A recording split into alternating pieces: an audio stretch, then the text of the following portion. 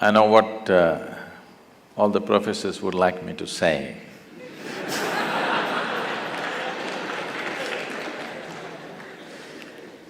The wise way is you must be focused on your academics, that's all the concern is. But we must look at this. All life on this planet, anything that you take, a worm, an insect, a bird, an animal, a tree, or a human being, the only thing that every life is aspiring for is, it is trying to become a full-fledged life. An earthworm is trying to be a full-fledged earthworm. A grasshopper is trying to be a full-fledged grasshopper. A mango tree is trying to be a full-fledged mango tree. So is a human being. Only thing is, we know what is a full-fledged earthworm, we know what is a full-fledged grasshopper, we know what is a full-fledged everything, but we do not know what is a full-fledged human being. Doesn't matter what you do, somehow seems inadequate.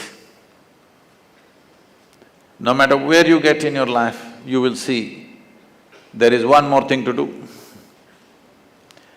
Never does a human being come to a place where he thinks this is it. That only other people say when you're dead, this is it.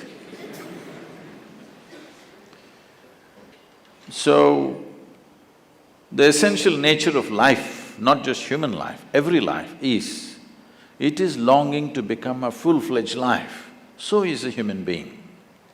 So wherever you may be in your life right now, you want to be something more. If that something more happens, you want to be something more. If that happens, something more.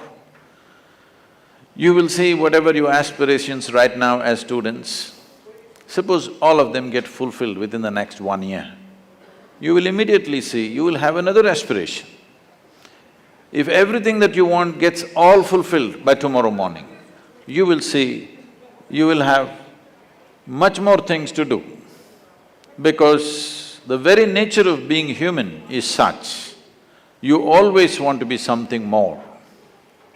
But if you really look at it, what you want is not something more, what you want is a limitless expansion. Even if I make you the king of this planet, don't look at me hopefully, huh? I will not make such a blunder. But suppose we make you the king of this planet, do you believe you will be fulfilled? You will look at the stars. If you have this planet in your hands, you look at the stars. If I give you one galaxy, you will look at the next galaxy. This is the nature of the human being. There is something within us which is always longing to become boundless. But in most human beings, because of their fear of suffering, they think that if they desire for something and it doesn't happen, they will suffer. Because of the fear of suffering, this longing to become boundless is finding a very constipated expression. This constipated expression of longing for the boundless gets labeled as ambition. What you think is ambition is just a constipated expression for a boundless expansion that every life is longing for. But you will see in your life, no matter what happens, you will see you will want something more. This, somebody may label it as greed, it is not about greed, because the very nature of the human being is such, no matter how many pacifist philosophies you teach him, you cannot contain him. People have told you, you must be happy with what you have, whatever God has given you, that should be the right thing for you. But it's not worked for one human being on the planet. It only works either when you're very sick or very old. Otherwise, if you have little energy coursing through your body, you want to do something more. So it's not more. A human being, there is something within you which doesn't like boundaries. If I imprison you in a 5x5 cubicle, you will feel terribly imprisoned. Then we will liberate you tomorrow into a 10x10 cubicle. You will feel wonderful for a day, but again you will feel imprisoned. The next day we will release you into a 100 by 100 cubicle, you will feel really great, but in 3 days again you'll want to break that boundary. It doesn't matter where I set the boundary, the moment you become conscious of the boundary, you want to break that boundary. This is the nature of the human being. So there is something within you which does not like boundaries. So if you do not like boundaries, what should you seek? That's a question. As long as you live in the physical nature of the existence, the very nature of physicality is a defined boundary. Only because there is a defined boundary, physical is possible. We can call this a physical body because it has boundaries. If I pull out all the boundaries, this will not be physical anymore. So somewhere, unconsciously, every human being is wanting to touch a dimension beyond physical nature. If you touch a dimension beyond the physical nature, then we use the much maligned and corrupted word called spirituality. Spiritual means not looking up or looking down. Spiritual means your experience of life has transcended the limitations of being physical. Something more than physical is happening to you. This means you are on the spiritual process. So this longing is there in every human being.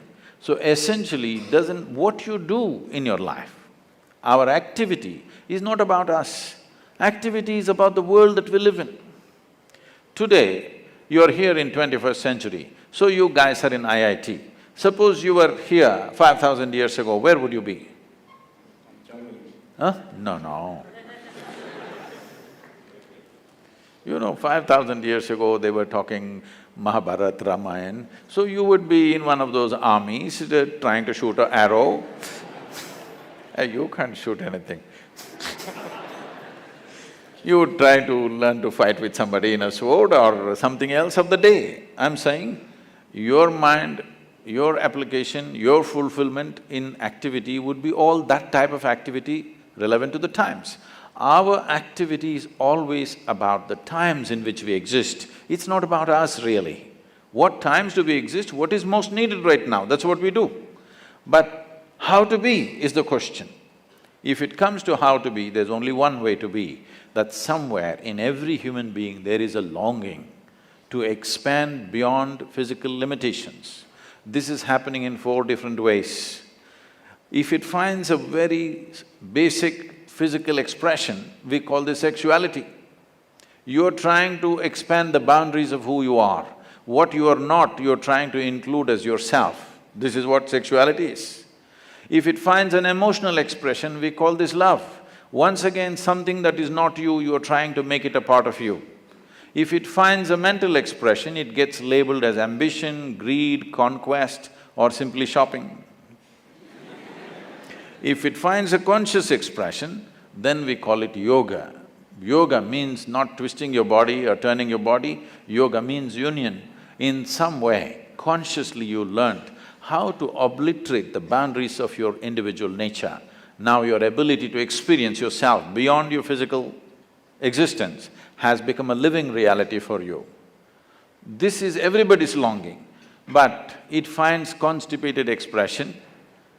Instead of that, if you find a conscious expression, life will be very, very different.